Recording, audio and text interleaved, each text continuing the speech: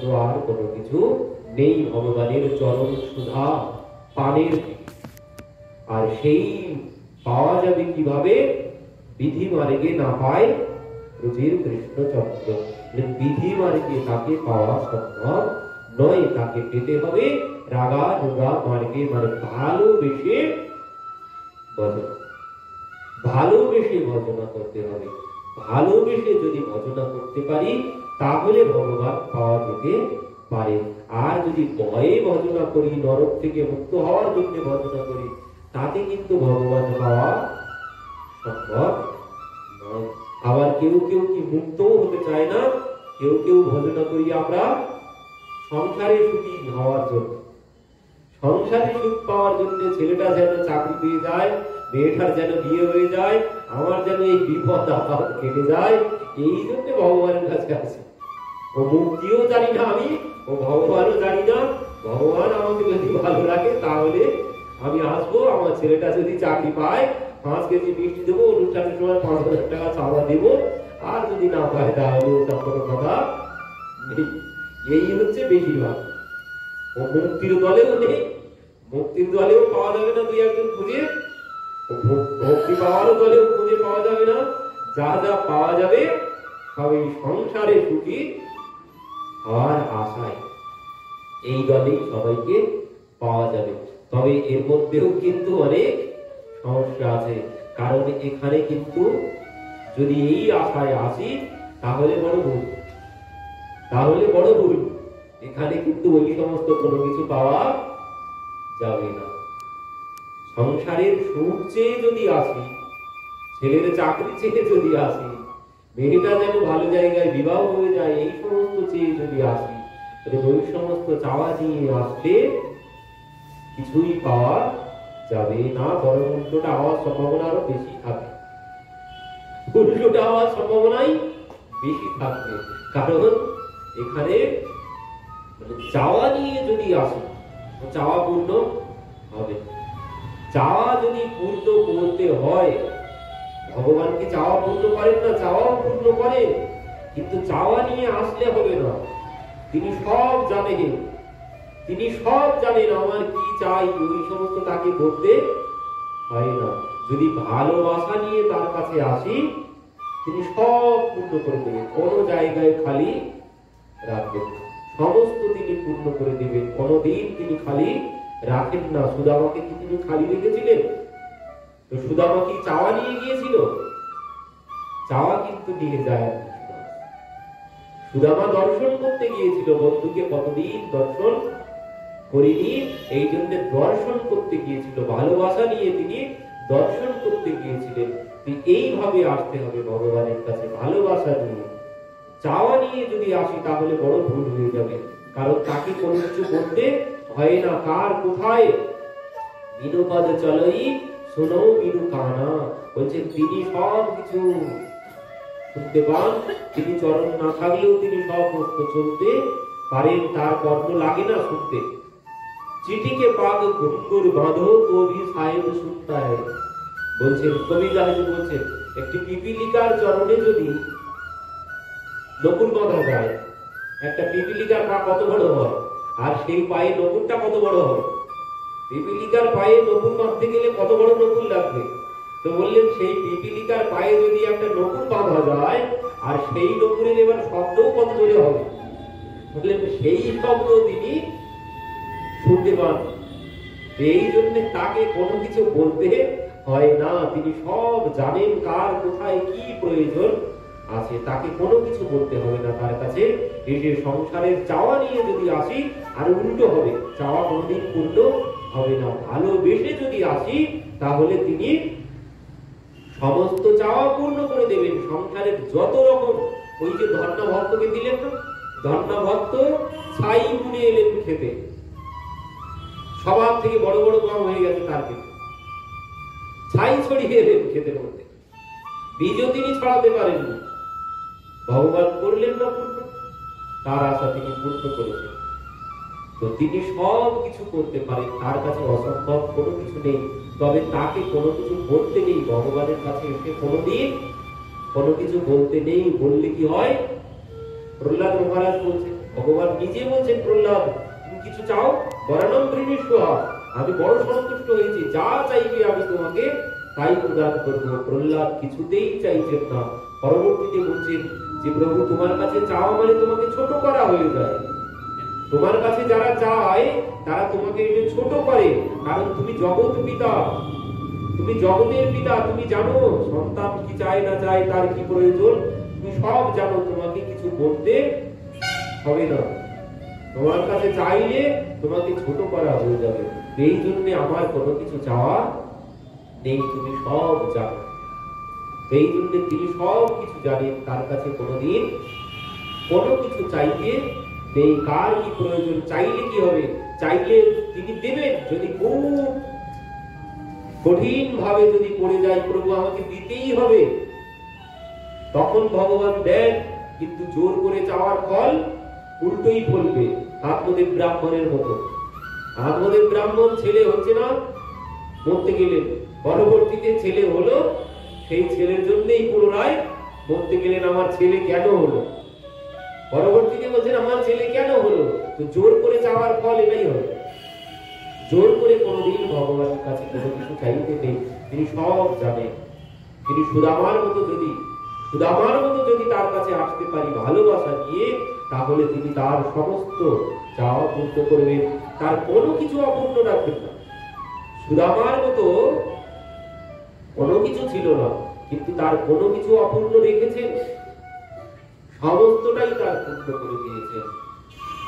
এমন ভাবে ভগবানের কাছে আসতে হবে, তাহলে তিনি আশা পূর্ণ করবেন। চাওয়া নিয়ে কোনোদিন আসতে হবে না, আসতে হবে ভালোবাসা নিয়ে। ভালোবাসা নিয়ে তার ভজনা করতে হবে, তাহলেই ভগবানকে পাওয়া সম্ভব। প্রেম ভক্তি হচ্ছে মূল সম্পদ। প্রেম ভক্তি ছাড়া মানে ভালোবাসা ছাড়া তাকে কিছুতেই পাওয়া সম্ভব নয়।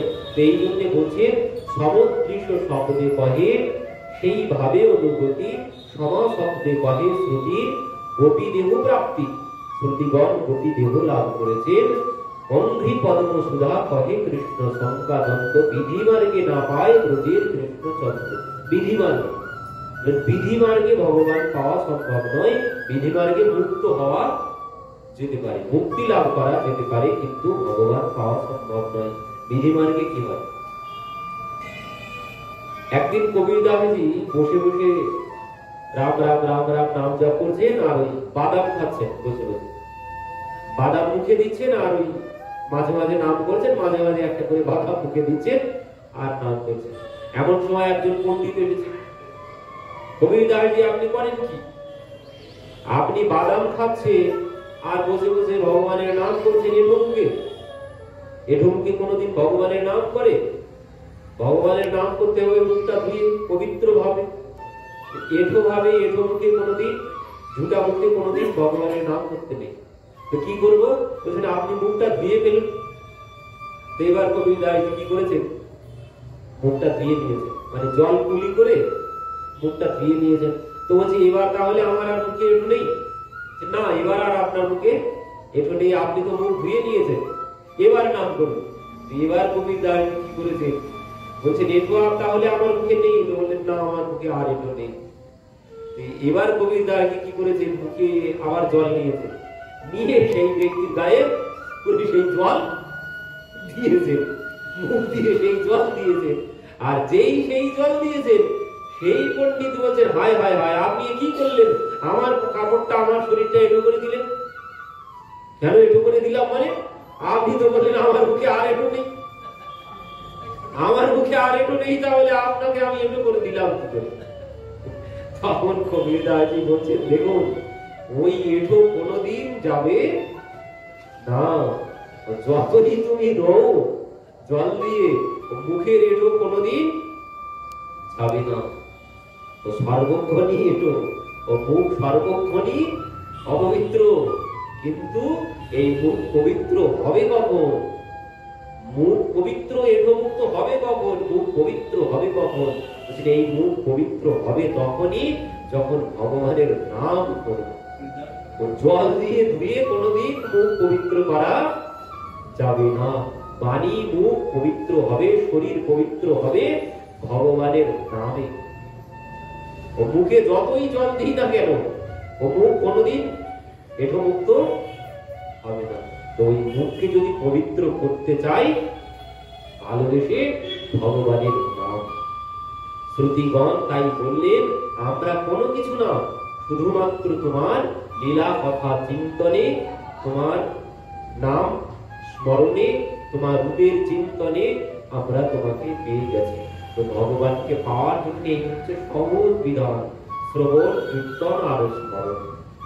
এই শরীর কোনোদিন পবিত্র নয়, কিন্তু এই শরীর সবসময় অপবিত্র। এই শরীর সবসময় অপবিত্র। এই শরীর পবিত্র হবে কখন?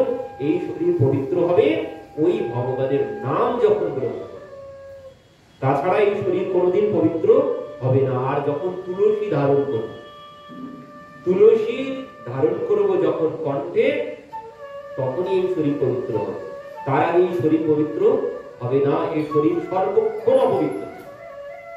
এই শরীর পবিত্র হবে এক নাম আর এক তুলসী ধারণ। এই নিষ্ঠা ছাড়া কিছুতেই শরীর পবিত্র করা যাবে না। এই একমাত্র বিধান। শরীর পবিত্র আর বাণী পবিত্র, শরীর পবিত্র সব কিছুতে ওই নাম আর তুলসী ধারণ আর একাদশী নিষ্ঠা। এই হচ্ছে তিন নিষ্ঠা। একাদশী হচ্ছে ভগবানের সব থেকে প্রিয়, সব থেকে প্রিয় একাদশী। এই একাদশীকে যিনি শ্রদ্ধা করবেন, ভগবান বলেছে সে আমার অতি প্রিয় হয়ে যাবে। এই জন্য একাদশী নিষ্ঠা অবশ্যম্ভাবী চাই। তো এখানে যে কথাটি একাদশী ব্রত ভগবান বলেছিলেন যে একাদশী দ্বাদশী সংযুক্ত হবে। একাদশী যখন দ্বাদশী সংযুক্ত হবে, সেই ব্রতে সম্পূর্ণ ব্রতের ফল, একাদশী ব্রতের সম্পূর্ণ ফল লাভ হবে। এই দিগণ সুখদেবজি বললেন পরীক্ষিত মহারাজকে যে ভগবানকে গোপীগণ লাভ করলেন, যে ভগবান গোপীগণের কাছে এত সুলভ হয়ে গেছেন, এত সুলভ আর কারো কাছে তিনি আসেননি। এই গোপীগণের শরণাগত আমাদেরকেও হতে হবে। ভগবানকে যদি পেতে চাই, তাহলে এই গোপীর অনুগত হতে হবে। তাদের শরণাপন্ন যদি হই, তাহলেই ভগবানকে পাওয়া যেতে পারে। না হলে অন্য কোনো উপায়ে ভগবানকে পাওয়ার কোনো পথ আর নেই। একমাত্র গোপীর অনুগত হতে হবে। আর সেই গোপীর অনুগত কিভাবে? সিদ্ধ দেহ চিন্তি করি, তাহাই সেবন সখী ভাবে পাই, রাধা কৃষ্ণের চরণ সখী ভাবে। কিভাবে বললেন? মানে গুরুদেব যে সিদ্ধ দেহ প্রদান করবেন, সেই সিদ্ধ দেহে লীলা চিন্তনের মধ্যে ডুবে থাকতে হবে, সর্বক্ষণ সেবার মধ্যে ডুবে থাকতে হবে। যেভাবে দেখুন, আমরা সেই নরসিংহজির কথা শ্রবণ করেছিলাম না? নরসিংহজি মহাদেব, মহাদেবের স্বরূপ কি? মহাদেবের কিন্তু একটি গোপী স্বরূপ আছে। এই নরসিংহজি দাদা বৌদি এত মানে দেখতেই পেত না, সর্বক্ষণ গালি দিত, খেতে দিত না কর্ম কাজ না করলে। তো একদিন এত বকাবকি করেছে নরসিংহজি, গ্রামে জঙ্গলের মধ্যে একটি শিব মন্দির ছিল। তো সেই মন্দিরে গিয়ে পড়েছেন তিনি মহাদেবের শরণাপন্ন হয়ে। তো গিয়ে সেখানে তিনি ঘুমিয়ে পড়েছেন মন্দিরে।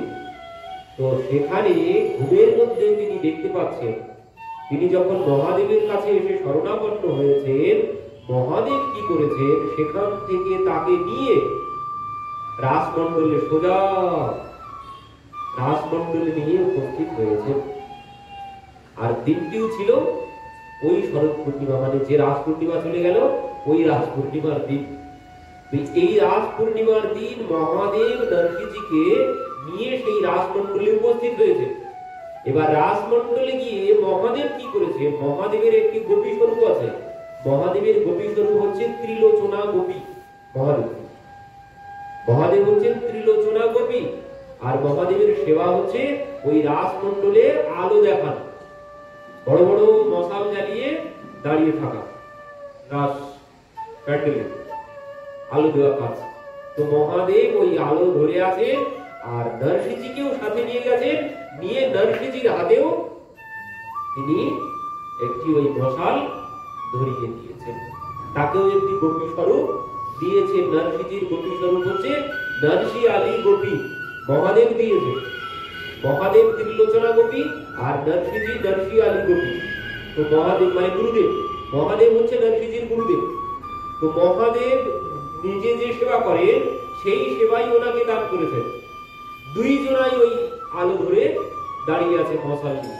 এমন সময় কি হয়েছে, রাজনৃত্য দর্শন করতে করতে কখন যে ওই মশালের আগুন নরসিংহীর হাতে লেগেছে, হাতের থেকে মানে নিজের পোশাকে মশালের ঘৃত গড়িয়ে এসে ওনার পোশাকে পড়েছে, সেই পোশাকে আগুন ধরে গেছে, হাতে পড়েছে, হাতও জ্বলতে শুরু করেছে।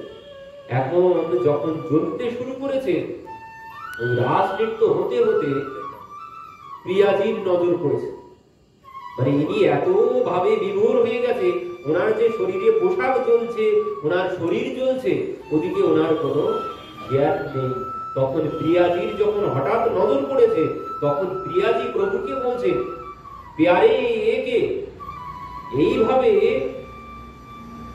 এই অবস্থা যার হয়েছে তার কোনো জ্ঞান নেই, এইভাবে দাঁড়িয়ে দাঁড়িয়ে দর্শন করছে, একে তো আগে কোনোদিন দর্শন করিনি। তখন ভগবান বলছেন, এ হচ্ছে ত্রিলোচনা সখীর যুদ্ধের গোপী।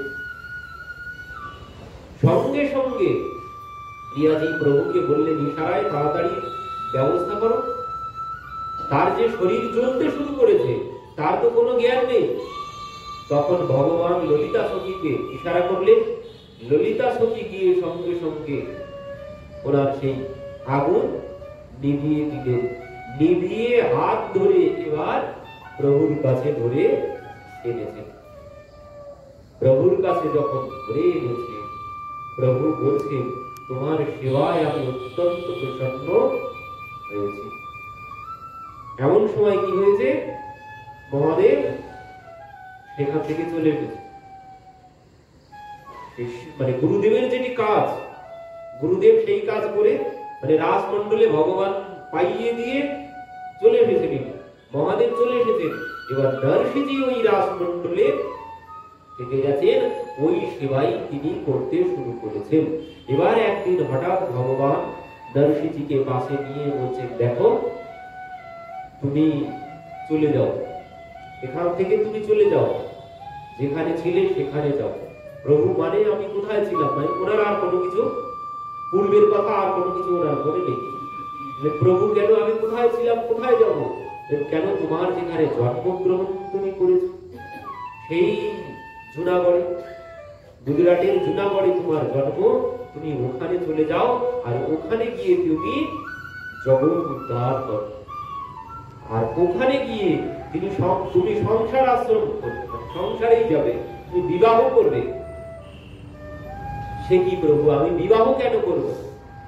দেখো আমি চাই, আমার সর্বত্যাগী ভক্ত তো অনেক আছে, আমার সর্বত্যাগী ভক্ত অনেক আছে, কিন্তু আমি তোমাকে দিয়ে এটাই প্রচার করতে চাই যে সংসারে থেকেও আমাকে লাভ করা যায়। জগতে তুমি সেই প্রমাণ সবার কাছে দেবে। তোমাকে দিয়েই আমি জগৎকে জানাতে চাই যে সংসারে থেকেও ভগবান লাভ করা যায়, তোমাকে দেখেই সবাই শিখবে। তো এই জন্য তোমাকে ফিরে যেতে হবে।